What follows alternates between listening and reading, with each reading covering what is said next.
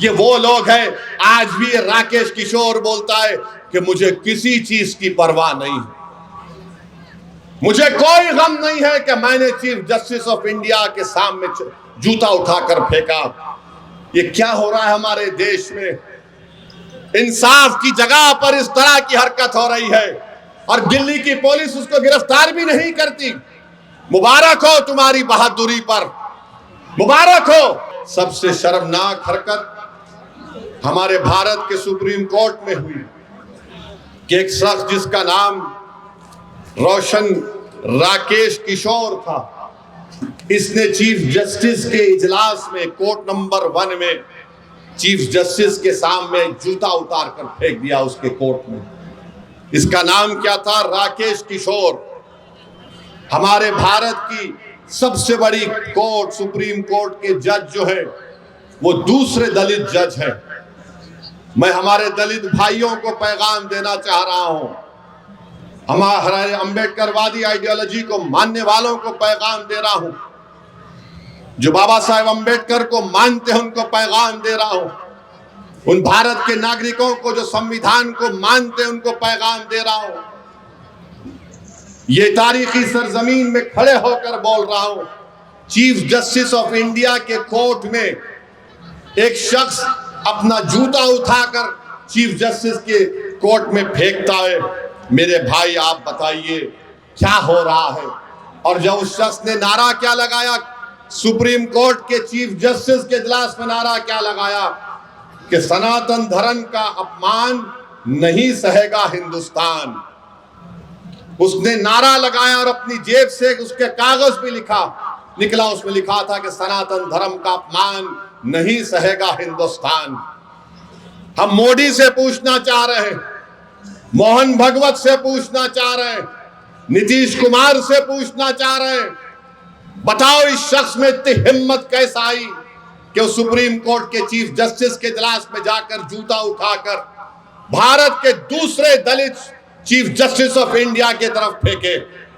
नरेंद्र मोदी 11 साल आपके प्रधानमंत्री की मौजूदगी में इस तरह का जहर फैला दिया आपने। इसको हिम्मत कैसा हुई इस राकेश किशोर को?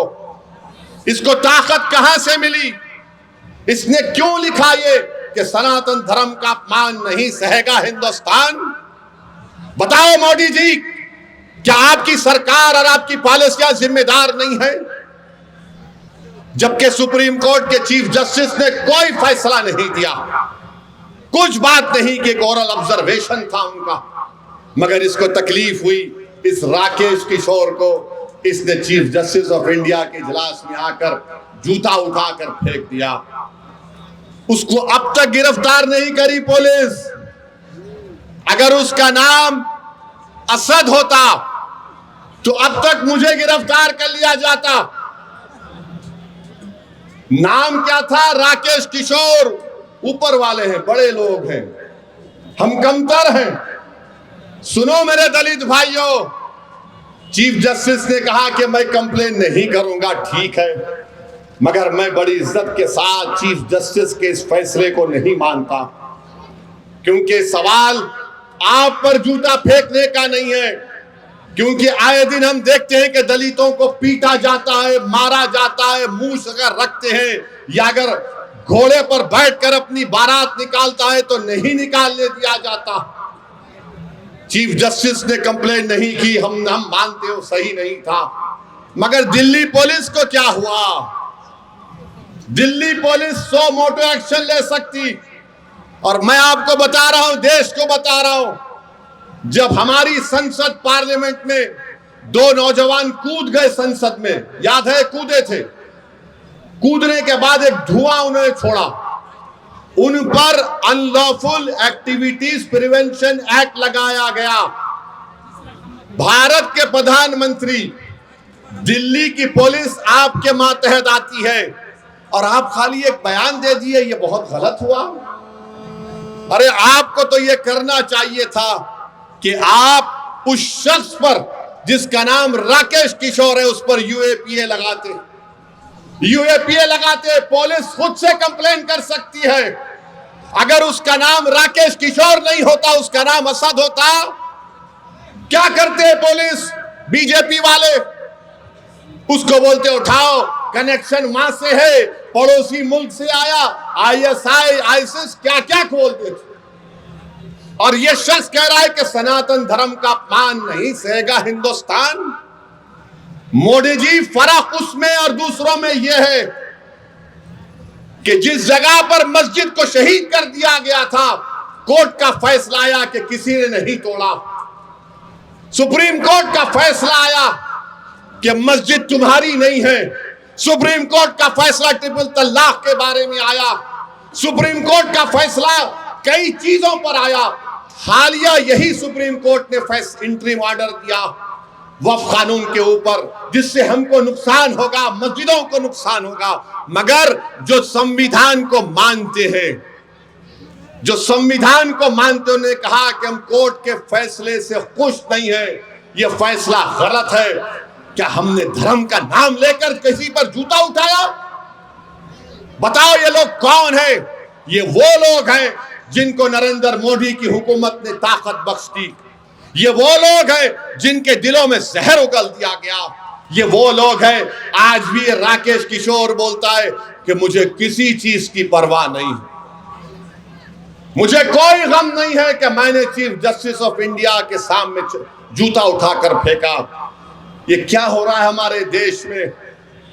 इंसाफ की जगह पर इस तरह की हरकत हो रही है और दिल्ली की पुलिस उसको गिरफ्तार भी नहीं करती। मुबारक हो तुम्हारी बहादुरी पर, मुबारक हो कि तुम खामोश बैठे हो। अरे अगर चीफ जस्टिस कंप्लेन नहीं करते तो तुम तो एक्शन ले सकते थे, लेकर जाते हो उसको।